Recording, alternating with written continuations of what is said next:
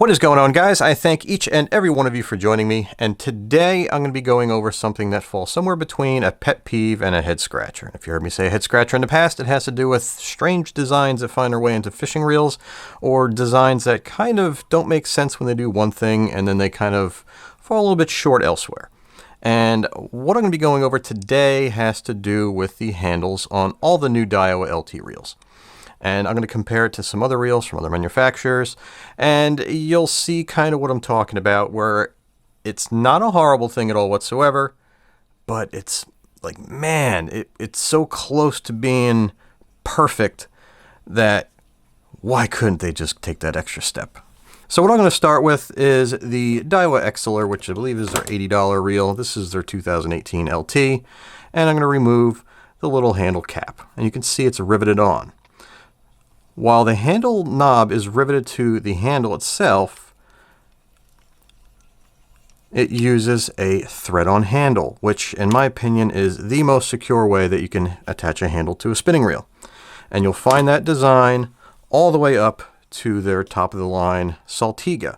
Again, this is a pelagic reel. I use it in the surf. I have other Saltigas and I have Stellas. And the screw-in design found on the Saltiga, where it doesn't offer a joint, is the most secure way to attach a handle to a spinning reel, in my opinion. So, how does this and this relate and fall flat, or a little bit short, I don't want to say fall flat, when you go up in the LT lineup? So if you look at this, the handle knob is riveted on. It's an $80 reel. You're not expecting the world. So there is no maintaining this or adding ball bearings unless you want to drill this out and add a ball bearing handle to it. But it's 80 bucks, you're not going to do that. Now move up to the Fuego, which is the $100 offering in the LT lineup, and you'll see it offers a screw secured handle knob that you can remove and access the bushings. Okay? Same thing can be found on the Tatula, which is 180 bucks, and the Ballistic LT, which is 230 bucks. Now this is my kind of pet peeve. When you compare the Exceler, again the $80 reel, look at the play in that handle knob. Very, very minute. And this is again something that I wish they paid extra attention to, because they would have just killed with her LT lineup, even more so than I predict it's already going to do. And if you look, this is the Ballistic Handle. There is more play in the knob on the Ballistic Handle than there is on the cheaper riveted on Exceler knob. I'll take that one step further, and this is a Daiwa Emeraldus. This is a JDM reel, and you can see here on this knob there's a little bit of play, and on this knob, there's zero. So it doesn't even have to be different price points. It could be found on the same exact reel that there is a little bit of, I don't know, I don't want to say quality control, but the tolerances just aren't all that great. And this is a $150 reel. So why would they go the extra step of going to a screw secured handle knob versus the riveted on handle and not shim it if they're using bushings to get rid of any of that handle play? So what I did was I took the Tatula LT, which I think is the belle of the ball in the $180 range, and the street price on this thing is down around $150 for certain sizes. And I took the ball bearings out of the knobs of my Steez SVTWS, and you can look here. A little bit of play there. That has the bushings taken from the Ballistic. And if you look at the ball bearing knob, zero. And I know you guys are probably thinking to yourself, what does it matter? Blah, blah, blah, blah, blah. I don't need ball bearing handle knobs. I don't need ball bearing handle knobs. I don't need ball bearing handle knobs. I don't need ball bearing handle knobs.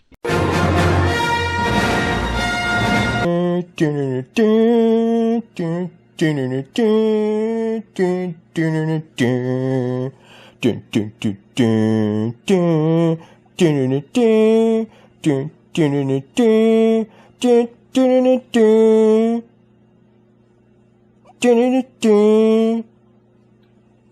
know the words.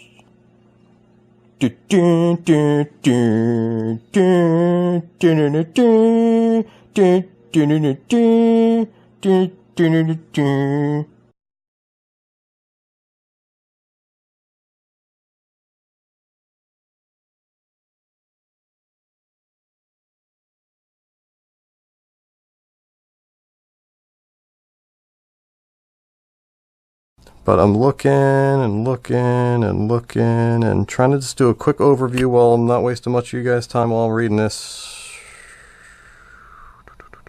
Very similar. Okay, so the parts difference and the bearing differences, there's there really 6 ball bearings in the handle knobs in this little casting? What is this? Right here. Oh, it's part number 7. 777. 6. We got 6. We got 6 ball bearings in them handle knobs. That's an A for effort.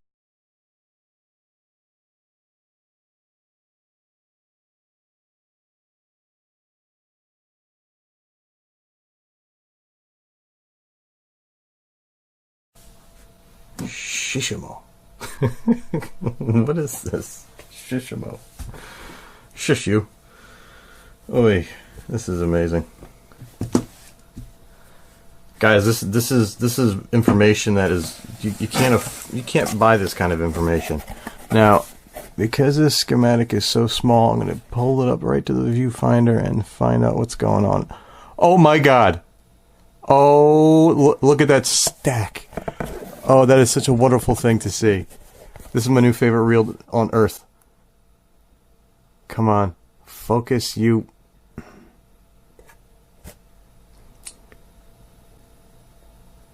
We have... Is that 8 or 10? Holy crap. Come on, focus.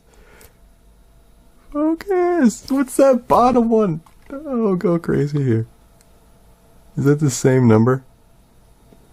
Okay, oh my god, this is ridiculously tiny text.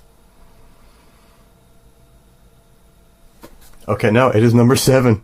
That's my favorite freaking number with these reels. Alright, so since the text is a little small, I gotta grab a screwdriver as a pointer. And we have, starting here, number 7.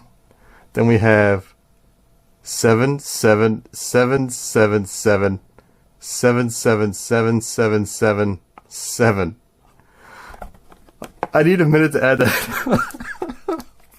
I don't want to compare because it kind of, since the lines are kind of different lengths, I can't tell because the text is kind of small if it's equal amount of bearings. But we got 1, 2, 3, 4, wait, 1, 2, 3, 4, 5, 6. Hold on, I'll get it on camera. 1, 2, 3, 4, 5, 6, 7, 8, 9, 10, 11. We got 12 ball bearings in the handle knobs. Holy crap, that's the greatest thing I've ever seen. Guys, if you're ever running low on ball bearings, just buy this one reel. Oops, wrong reel. Buy this one reel and you'll be set for life. Oh my lord. I was wondering why it felt heavier. I think it's just one more thing to corrode. If water gets in, your hands are wet, it's going to get in there. If fish slime gets on your hands, hands get wet, water gets in there. It's just one more thing that can kind of go wrong. But when it comes to the ball bearing handle knobs, I don't care about free spool time of my knobs. That is useless to me. But, you see that? Using the same shims that came with the reel, I didn't take any shims out of the Daiwa and add them into here. Just by using the ball bearings alone, and the existing shims took up all that slop. And when you have a perfectly fit handle knob, when you're retrieving, we're not perfectly winding our hand like this. Our hand wants to go in and out as we turn. Believe it or not, guys, that's what a lot of people feel and they think is a kind of a clunky reel. But it's really just the handle moving inward and outward and kind of whacking against the base of the handle shaft. We'll take an Akuma Epixer. It's fairly smooth, but you see that play in that handle knob? It drives you nuts if you're a reel guy. I mean, if you're just out there fishing, you don't give a crap, then yeah, what I'm saying, you probably want to smack me. But you look at the Shimano Naski handle, or Naski, whatever it is, and you can see there's very, very little in and out play, but then they go ahead and botch it, and I can wiggle it back and forth this way. So they had this part right, but they messed it up here. And whether you think I'm really kind of nitpicking, come on, guys. These reels don't cost that much to manufacture, especially if they're made in Vietnam, Taiwan, China, wherever they're being made.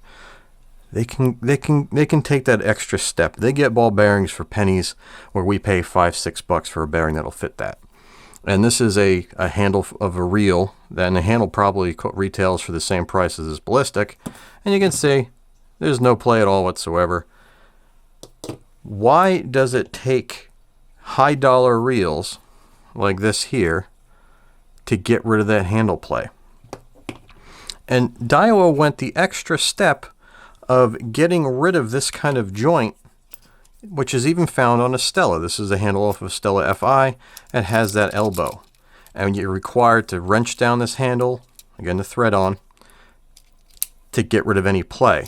This joint is more secure and stronger than even the joint on the Stella, and it's an $80 reel. So they go that extra mile to make that solid connection, and they kind of just drop the ball when they get to the handle knob. And again, these handle knobs, I love this style. This I-shaped knob, most comfortable handle knobs I've used on a spinning reel for freshwater. I like it more than what you find on this $200 handle from Umaya. I dig the knobs. Just got to get rid of that slack, because there really is very little play at all whatsoever in the gear train. They're very well made reels. This stupid little addition of either a shim, and again, I tried shimming it. I didn't have any super thin shims. I didn't want to bend a shim to kind of take up the space. I didn't want to sand any down, because bushings are very tough to shim and get rid of all the slop without having them bind. So buy ball bearings, put them in the handle knobs. And if you see my past videos, I usually get a chuckle out of ball bearing handle knobs. But in this case, since these reels are very nice and they're priced a little bit cheaper than some of their competition, I'd actually suggest going out and buying some 4x7 by 2.5 bearings. I believe that's the size. Buy the cheapest ones you can get. It'll make a difference. Regardless of what this free spool is, you just want them to fit nice and snug. Pick up some of the shims too while you're at it. But again, sorry for wasting your time if you thought I'm crazy because I'm going over handle knobs and that kind of stuff. But if you're spending money on a reel, you want the best bang for your buck. Daiwa was 90% there. They could have killed it. They could have knocked it out of the park, but instead they hit a triple, I guess is the best way. You know, bases clearing triple versus a grand slam in the bottom of the ninth. They still won the game, but could have been, should have been, but it wasn't. So that all being said, thank you guys for hanging out. I hope you guys enjoyed this. I'll be having reviews covering all these reels. I'm just waiting to receive a Stratic CI4 Plus, an Ultegra, and a Stratic FK to compare all the appropriately priced reels amongst one another. They should be in this week, and I can take out the screwdrivers and start, I don't know, breaking stuff. So until next time, guys, tight lines, and I will see you soon. Make sure you subscribe. I want to see you guys down in the comment section. I want to hear your thoughts and opinions on the stuff I put out and stuff that you guys have and you guys prefer. I'm just one guy. These are all just single examples of each reel. They're mass-produced items. Things differ. Quality control can't catch everything. So what I find might be different from what you guys find. Your mileage may vary. Thanks again, guys. I'll see you soon.